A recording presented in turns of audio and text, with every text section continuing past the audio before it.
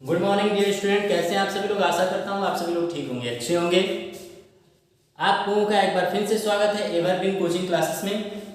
मैं ऋषभ हिंदी व्याकरण में काव्य सौंदर्य के तत्व के में रस लेकर आया हूँ कक्षा 9, 10, 11, 12 और उसके बाद तैयारी करने वाले सभी विद्यार्थियों के लिए। आपको आज मैं जो बिंदु है, आज का हमारा रस है, इसके बारे में आज हम लोग पढ़ेंगे। आज हम लोग बिंदु रस के बारे में खूब अच्छे से पढ़ेंगे और एक एक बिंदु को पकड़ते हुए चलेंगे ताकि इसमें कुछ न छूटे और रस की आपको संपूर्ण जानकारी हो जाए। चलिए हम अपना बिंदु प्रारंभ करते हैं, शुरू करते हैं। आइए देखिए, आप लोगों के सामने हेडिंग पड़ी हुई है रस। क्या हेडिंग है? रस। रस क्या होता है? रस क्या होता है? तो देखिए, रस जो आचार्य हैं वो रस को काव्य की आत्मा कहते हैं। काव्य की आत्मा कहते हैं।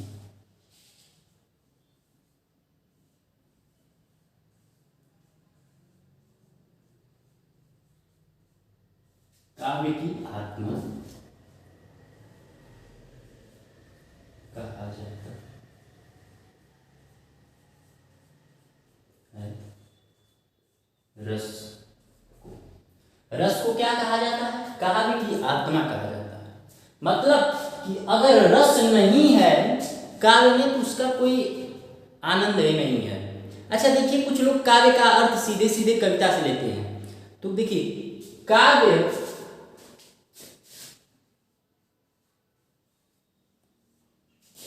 एवं पद्य, काव्य एवं पद्य एक दूसरे की पर्यायवाची है, एक दूसरे की पर्यायवाची है, लेकिन इनके अर्थ में कुछ न कुछ थोड़ी थोड़ी भिन्नता होती है। जैसे जल और पानी, जल पानी क्या है? एक दूसरे के पर्यायवाची है, लेकिन जल का अर्थ शुद्ध होता है और पानी में सभी प्रकार के पानी आ जाते हैं। जल पीने योग्य, पीने योग्य सभी प्रकार की।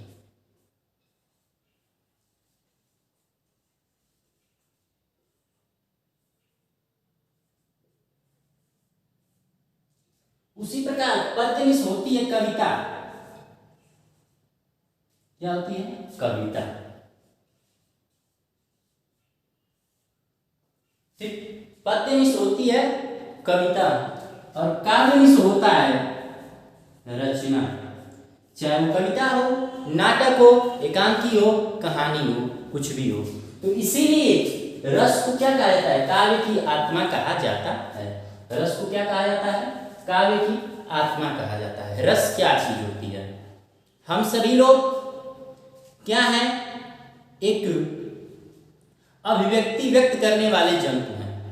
प्रकृति में मनुष्य क्या है? अपनी अभिव्यक्ति व्यक्त करने वाला जंतु है। वह अपने विचारों को व्यक्त करता है, प्रकट करता है। और हम एक ऐसे व्यक्ति हैं, हम एक ऐसे जंतु हैं जो समाज में मनोरंजन के कार्य ढूंढते हैं। तो जब हमारे पास तमाम संसाधन नहीं थे तो प्राचीन समय में लोग मनोरंजन करते थे अपनी कविताओं से, नाटकों से। प्राचीन समय में लोग कविता, कहानी, नाटक आदि से अपना मनोरंजन करते थे।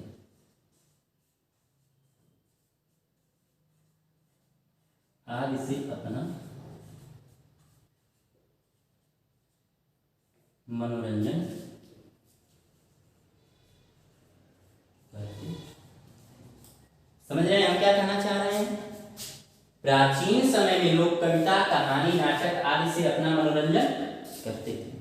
जैसे आज हम लोग मूवी देखते हैं, चलचित्र देखते हैं, फिल्म देखते हैं ना, मूवी देखते हैं, कोई कॉमेडी शो देखते हैं, कोई रियलिटी शो देखते हैं, कोई डांस शो देखते हैं, कोई सिंगिंग शो देखते हैं, इत्यादि चीज देखकर अपना मनोरंजन करते हैं।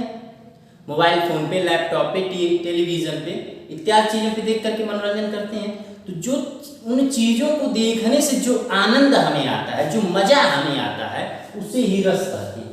उसे ही क्या कहते हैं? रस कहते हैं। उसे ही रस कहते हैं। रस किसे कहते हैं? समझिएगा हमारी बात को ध्यान दे करके कि रस कहते किसे हैं। तो जो हम फिल्मों को देखते हैं, कहानियों को देखते हैं, डांस शो, रियलिटी शो, तमाम प्रकार के शो देखते हैं, नाटक देखते हैं, तो इनसे कुछ आनंद हमें मिलता है, मजा आता है इन सबों को देखने में। और जो मजा आता है उसे ही रस कहते हैं। उसे क्या कहते हैं? रस कहते हैं।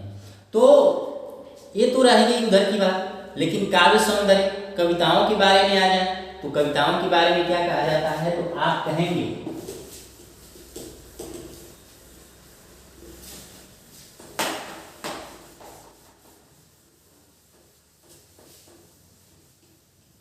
अब रस की परिभाषा हम क्या देंगे? रस की परिभाषा आप जान गए हो कि कविता को पढ़ने व सुनने में, नाटक को देखने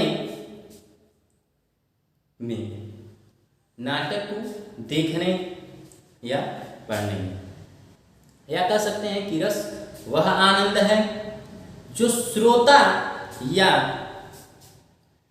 श्रोता और देखने वाले को, दोनों को ही क्या करता है? आनंद देता है। क्या देता है? आनंद देता है। चलिए हम लिखते हैं रस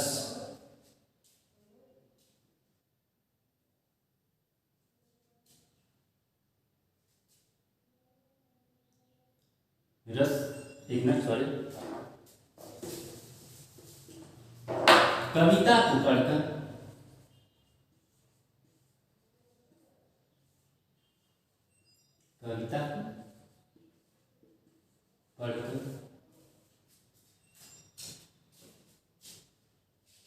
तथा सुनकर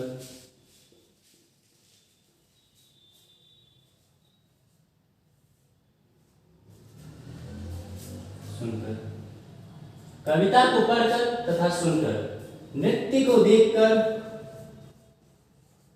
नृत्य और अभिनय को देखकर, अभिनय का मतलब जानते हैं? जो मूवी आप देखते हैं या नाटक देखते हैं, अभिनय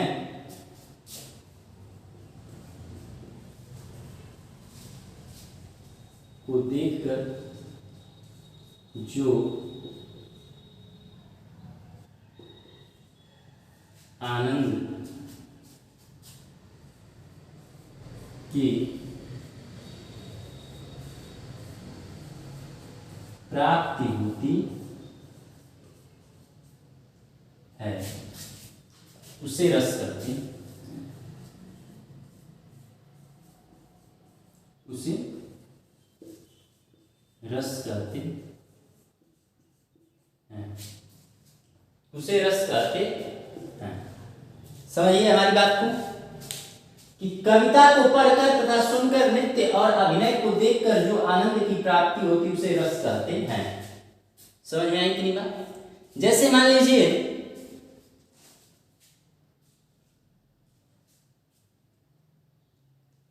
लीजिए कि आप कोई सॉन्ग देख रहे हैं। जैसे मान लीजिए आप बॉर्डर मूवी देख रहे हैं और बॉर्डर मूवी का सॉन्ग है संदेश से आते हैं, हमने सुना होगा। जब आप संदेश से आते हैं सॉन्ग को सुनते हैं तो ऐसा लगता है आप शिथिल हो जाते हैं,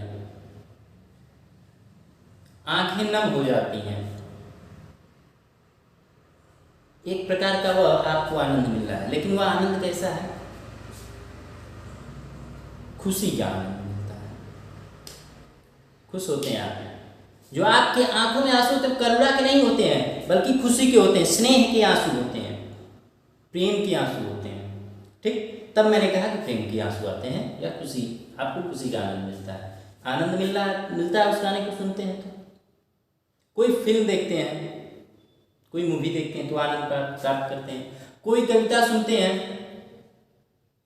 जैसे मान लीजिए कि कुमार विश्वास का ही एक श्रृंगार रस की कविता है।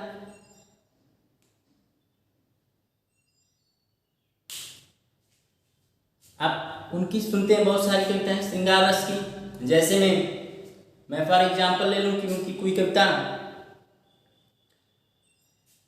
भ्रमर गीत को सुन लेंगे आप उनकी, तो भी आपको पता चल जाएगा ये श्रृंगार रस की कविता है। तो अनेक प्रकार के आनंद मिलते हैं, मतलब कविता को पढ़कर तथा सुनकर, नृत्य और अभिनय को देखकर जो आनंद की प्राप्ति होती है उसे रस कहते हैं। अब आई बात कि रस होते कितने प्रकार के होते हैं, रस कितने प्रकार के होते हैं। तो पद्य की बात कर लें या काव्य की बात कर लें, काव्य काव्य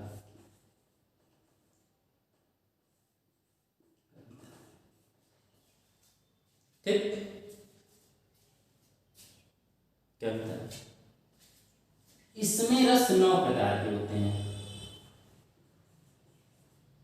काव्य में रस 9 प्रकार के होते हैं।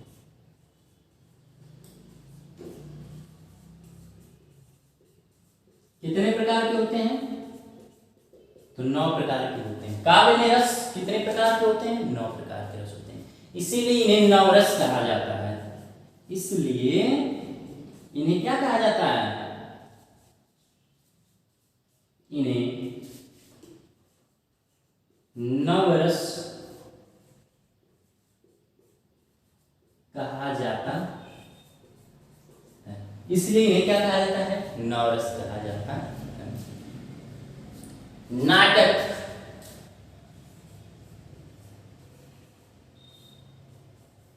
नाटक में 9 रस नहीं, नाटक में केवल 8 रस होते हैं। नाटक में केवल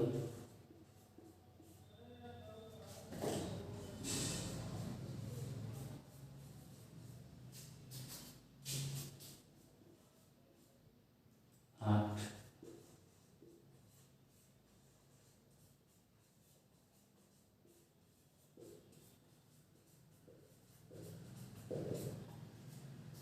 नाटक में केवल 8 प्रकार के रस होते हैं। बाद के आचार्य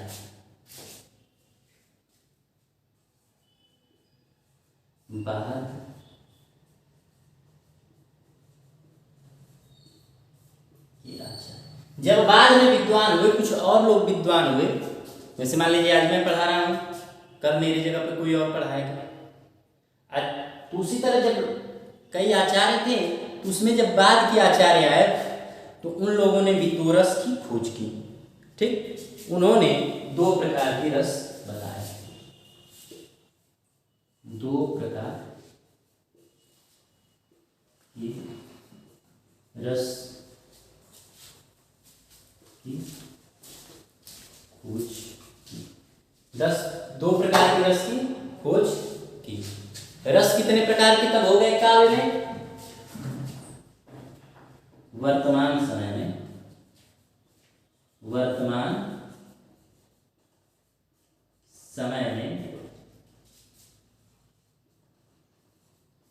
काव्य के रस हो गए 9 + 2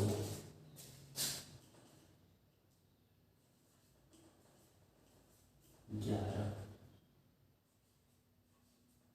कितने हो गए, 11 रस कितने हो गए, 11।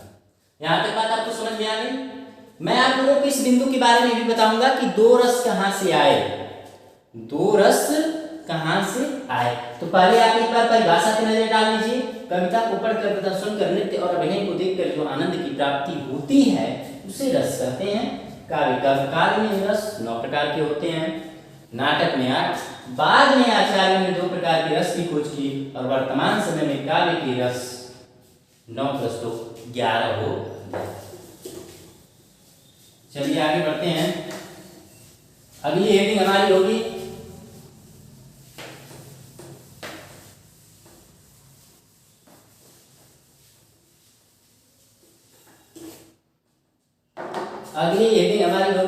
रस के अंग। रस के अंग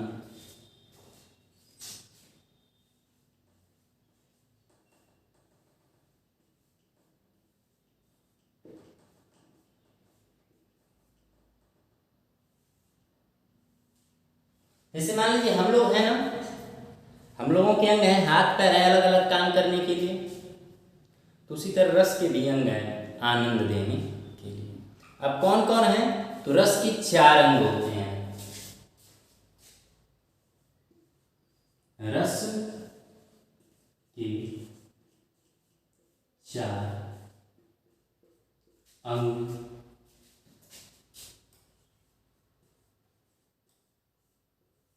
होते हैं। रस के कितने अंग होते हैं, 4 अंग होते हैं। पहला अस्थाई भाव,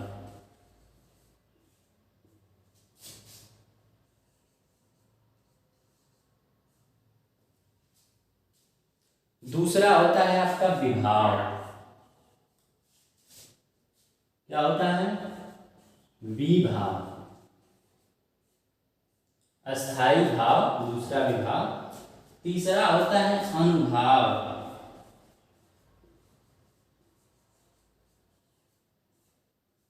अनुभाव।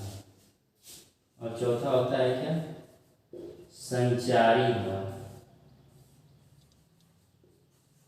क्या होता है, संचारी भाव।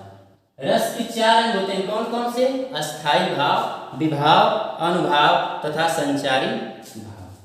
ठीक, अब हम हेडिंग डालेंगे अस्थाई भाव। अस्थाई भाव,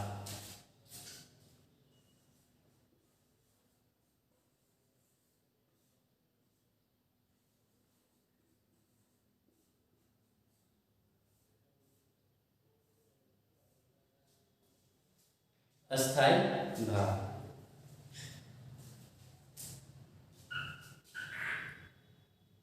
अस्थाई भाव किसे कहते हैं, देखिए काव्य को पढ़ने वाले में, सॉरी लिखा नहीं हूं मैं, अभी लिखूंगा। काव्य को पढ़ने वाले में, जैसे मान लीजिए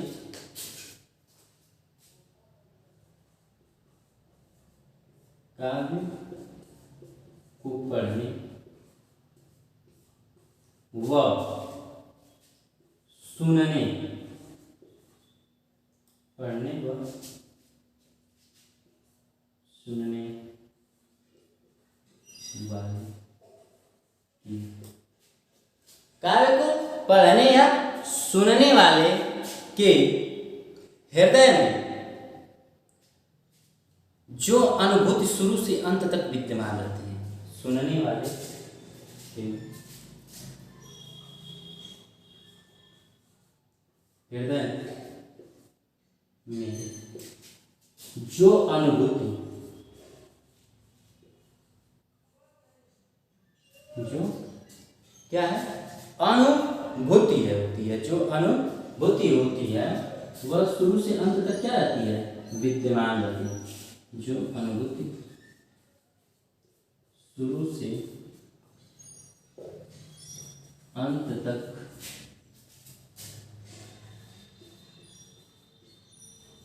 विद्यमान,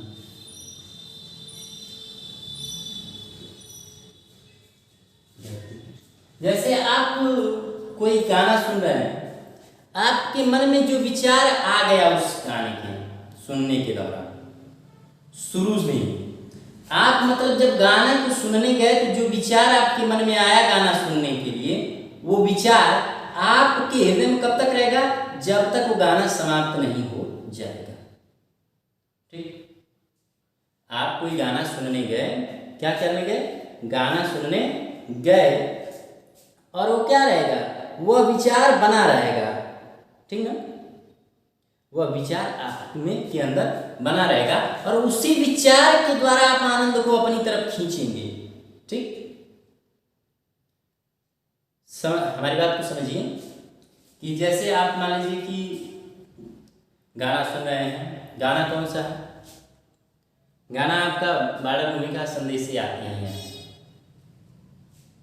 जैसे उसमें गाना चलता है कि ऐ गुजरने वाली का मेरा इतना काम करेगी क्या, मेरे गांव तुझा, ये गाना आप सुने होंगे। मान लीजिए गाना चल रहा है, तो ये गाना को जब आप सुनने गए आपने इस संगीत को जब आप सुनने गए, तो आपने अपने मन में जो विचार किया, कि मैं अब इस संगीत को सुनूंगा। वो विचार कब तक विद्यमान रहेगा? जब तक आप संगीत पूरा सुन नहीं लेंगे, जब तक संगीत आप समाप्त नहीं कर लेंगे, तब तक वह विचार क्या रहेगा? विद्यमान रहेगा, उसमें कोई परिवर्तन नहीं होगा। और उसी के अनुसार आप उस गाने को देख देख करके क्या करेंगे? आनंद की प्राप्ति करेंगे। ठीक, वही अस्थाई भाव होता है, वही अस्थाई भाव होता है। समझ रहे हैं? वही अस्थाई क्या होता है? भाव होता है। ठीक, तो अस्थाई भाव समझ गए। कार्य को पढ़ने व सुनने वाले के हृदय में जो अनुभूति शुरू से अंत तक विद्यमान रहती है उसे अस्थाई भाव कहते हैं। ठीक, उसे अस्थाई भाव कहते हैं। अब जितने रस हैं उतने अस्थाई भाव हैं, जितने रस हैं उतने अस्थाई भाव हैं। समझिए हमारी बात को, क्या है? जितने रस हैं उतने अस्थाई भाव हैं।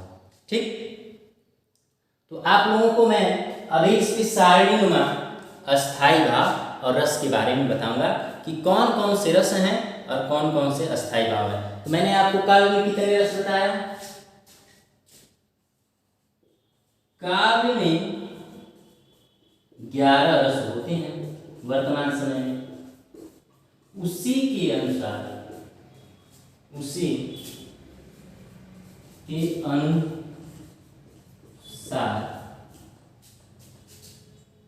11 अस्थाई भाव भी होते हैं। 11 अस्थाई भाव भी होते हैं।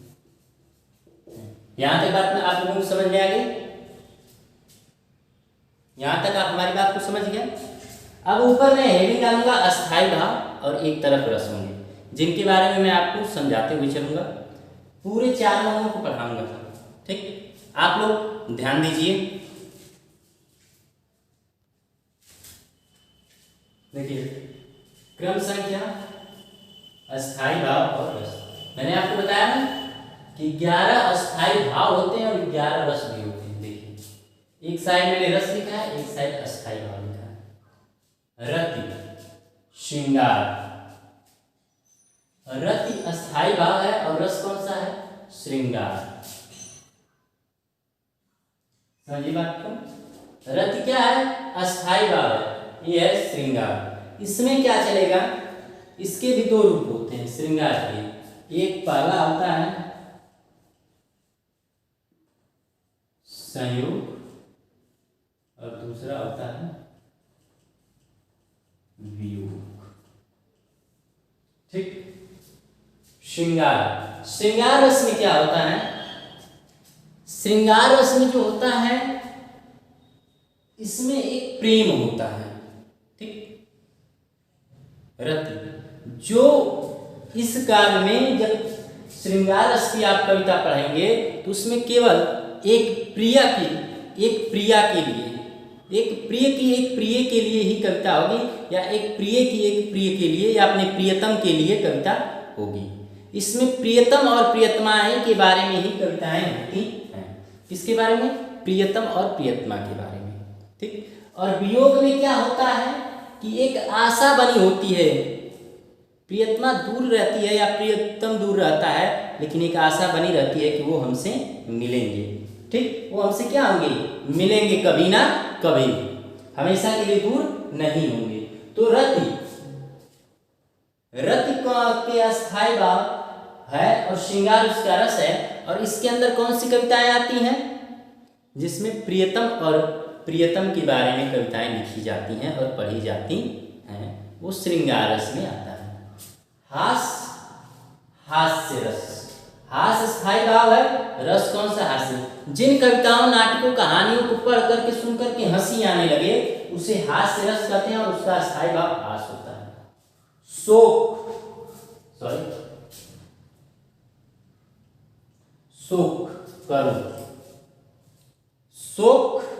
करो।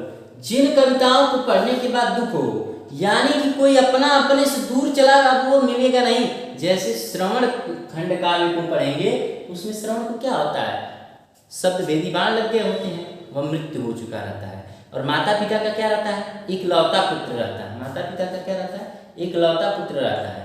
इस खंड काव्य को पढ़ने के बाद क्या होता है, दुख होता है। ऐसा लगता है कि उसे नहीं मरना चाहिए था, महाराजा दशरथ ने क्या कर दिया, उसके माँ बाप कैसे जिएंगे। दुख होता है कि नहीं दुख होता है, इसको पढ़ने के बाद दुख होता है ना।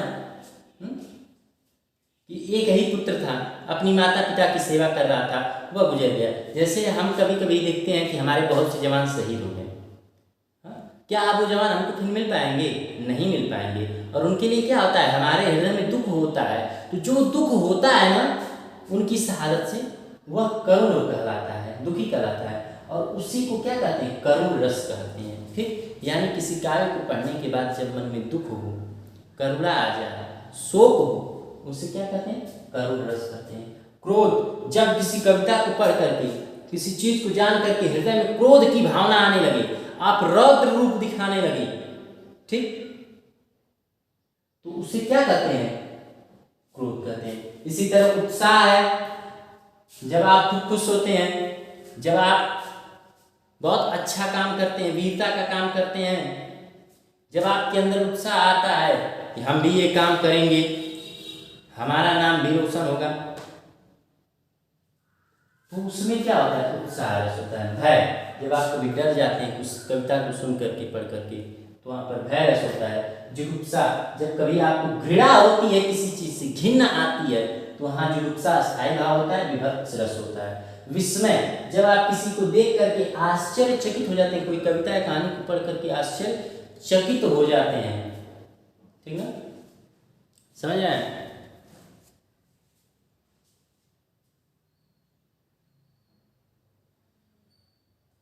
ठीक, तो वहां पर क्या होता है, विस्मय, अद्भुत होता है। निर्वेद, या नाटक में नहीं होता है, निर्वेद जो शांत रस होता है या नाटक में नहीं होता है, इसीलिए नाटक में केवल 8 ही रस होते हैं।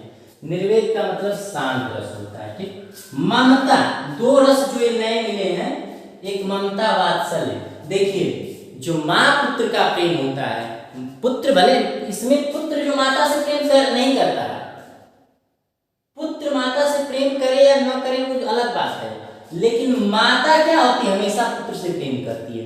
तो माता हमेशा पुत्र से प्रेम करती है, इसलिए ये रस है ममता, जिसका नाम रखा गया वात्सल्य। और जो लोग अपने किसी से, संसार में उन्हें किसी से नहीं मतलब है, केवल वो अपने प्रभु से प्रेम करते हैं, जैसे मीराबाई, तुलसीदास, सूरदास, ठीक, ये लोग क्या हैं, अपने भगवान से ही प्रेम करते हैं, उन्हीं का वर्णन करते हैं, उन्हीं की सुंदर गाथाओं को गाते हैं। ठीक, तो इनके प्रेम के रस को कौन सा रस दिया गया, भक्ति रस दिया गया। ये 2 आपकी क्या है, ये रस है। चलिए अब आगे हेडिंग डालेंगे हम लोग, विभाव। क्या डालेंगे, हेडिंग विभाव। विभाव किसे कहते हैं, विभाव। हेलो माय डियर स्टूडेंट, अब विभाव, अनुभाव, संचारी भाव अगले वीडियो में पढ़ेंगे। उसके बाद हम प्रत्येक रस को पढ़ते हुए उसके उदाहरण को समझते हुए चलेंगे। ठीक, ये सब आपको पार्ट 2 में, वीडियो पार्ट 2 में मिल जाएगा। धन्यवाद।